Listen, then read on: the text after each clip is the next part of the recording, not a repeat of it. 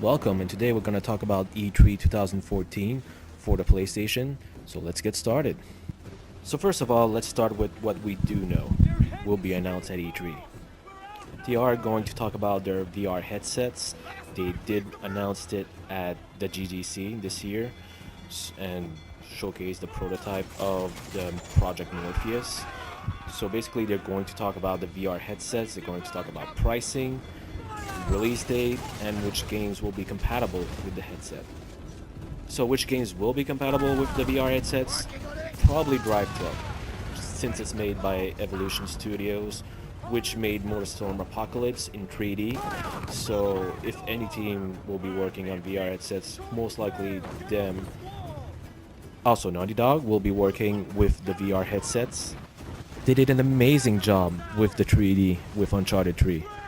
So I really can't wait to see what they have in store for us. Now the next thing they're going to talk about will probably be PlayStation Now. As you all know, it'll be a monthly rental service, probably a rental service per game as per se. So they will give us some details as to when it will be released, how much it will cost, how much will be the monthly rate, if there is a monthly rate, how much will each individual game cost for rental, and which games will be available at launch, as well as a release date.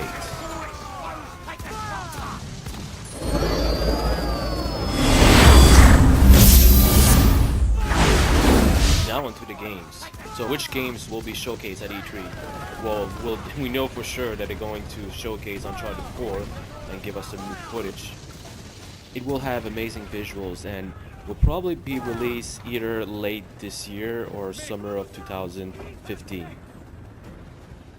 They're also going to give us more information about the Order 1886.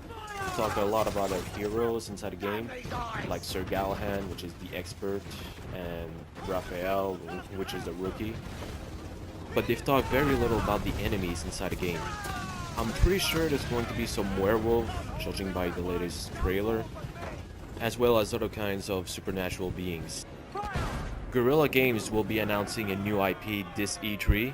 They are the makers of Killzone. It will be in 1080p, and it will probably look just as amazing as Killzone Shadowfall. We're also going to hear more information about Sony's racing games. According to rumors, Gran Turismo 7 Prologue will be launching next year. We'll probably be launching in October, just like Drive Club. And that one will be 1080p 60 frames per second. And we already know that Drive Club will be releasing this year. So we already know that Sony and PlayStation did a lot of effort to be the most indie-friendly platform there is on the market. So I'm pretty sure they're going to have part of their presentation dedicated just for indie development and indie games that will be coming in the upcoming months. There are a few games that will be coming out this summer from the first-party studios, such as PlanetSide 2 will be coming to the PlayStation 4, Helldivers, which is a new IP, will be coming to all PlayStation platforms, Vita included, as well as Counter Spy will be coming out this summer. And it's also possible that The Last of Us Remastered on the PlayStation 4 will be coming out this year. We'll hear more about the new IPs that Sony will be releasing. They've talked about Shadow of the Beast last year at Gamescom. There's other IPs as well, such as Killstrain, Guns Up, and Project Beast. It would be awesome if they were to announce Legend of Dragoon, but I'm not expecting that at all. Rumor has it that they will port over God of War Ascension to the PlayStation 4. If that is the case, they might as well bundle it with God of War 3 and make it a bundle with God of War Ascension, mainly the multiplayer part, and make it compatible with the PlayStation 3 as crossplay. I really enjoyed the multiplayer part of God of War Ascension, so if they can make new maps and new game modes, that would be awesome for another year. I am hoping they will showcase a huge amount of PlayStation Vita games as well. They should have Grand Theft Auto games for the PlayStation Vita, as well as Final Fantasy Type O release for the US. If they can have Crisis Core for digital download from the PSN, that would be great. We're also going to hear more information about the game Deep Down, which will be exclusive for the PlayStation 4 and it's made by Capcom. We're also going to hear more information about Final Fantasy 15. This game has been in development almost forever, so if we can get a release date, that would be awesome. And speaking of games with long development cycle, what is happening with The Last Guardian? This game has been in development for at least 4 years. So we're due to have some kind of release date or new trailer if the game is still in works. Other games, Until Dawn, this game was supposed to be a horror genre game with PlayStation Move compatible, but you can always play it with the DualShock. This would be a perfect game to have VR headset. I mean, just think about it, okay?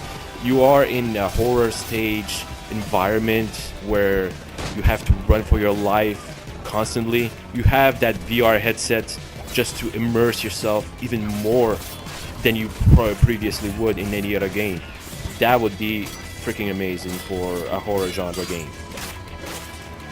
I'm also not expecting any price drop of the PlayStation 4 this E3, although they should drop the price in other countries in the world like the UK, Canada, Australia, and other countries. They are going to announce a 64GB card for the PlayStation Vita to come to the US, and they should also drop the price of the PlayStation Vita cards.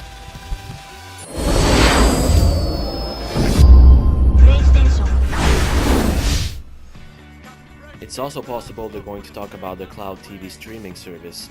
Sony has decades of experience producing AAA shows such as Breaking Bad, Clientless, and a whole bunch of different shows of very high quality.